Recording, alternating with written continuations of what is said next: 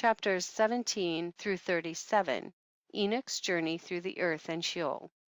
Chapters 17-19, the first journey. Chapter 17. And they took and brought me to a place in which those who were there were like flaming fire. And when they wished, they appeared as men. And they brought me to the place of darkness, and to a mountain, the point of whose summit reached to heaven. And I saw the places of the luminaries, and the treasuries of the stars, and of the thunder, and in the uttermost depths, where were a fiery bow, and arrows, and their quiver, and a fiery sword, and all the lightnings. And they took me to the living waters, and to the fire of the west, which receives every setting of the sun. And I came to a river of fire, in which the fire flows like water, and discharges itself into the great sea towards the west.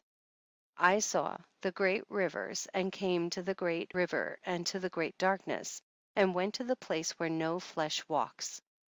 I saw the mountains of the darkness of winter, and the place whence all the waters of the deep flow. I saw the mouths of all the rivers of the earth, and the mouth of the deep. Chapter 18.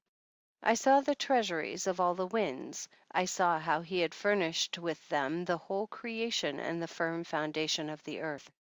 And I saw the cornerstone of the earth. I saw the four winds which bear the earth, and the firmament of the heaven. And I saw how the winds stretched out the vaults of heaven, and have their station between heaven and earth. These are the pillars of the heaven. And I saw the winds of heaven, which turn and bring the circumference of the sun and all the stars to their setting. I saw the winds on the earth carrying the clouds. I saw the paths of the angels. I saw at the end of the earth the firmament of the heaven above. And I proceeded and saw a place which burns day and night, where there are 7 mountains of magnificent stones, 3 towards the east and 3 towards the south. And as for those towards the east, one was of colored stone, and one of pearl, and one of jacinth, and those towards the south of red stone.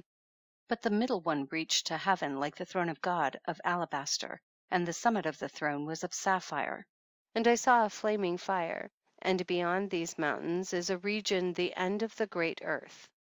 There the heavens were completed. And I saw a deep abyss with columns of heavenly fire, and among them I saw columns of fire fall, which were beyond measure alike, towards the height and towards the depth.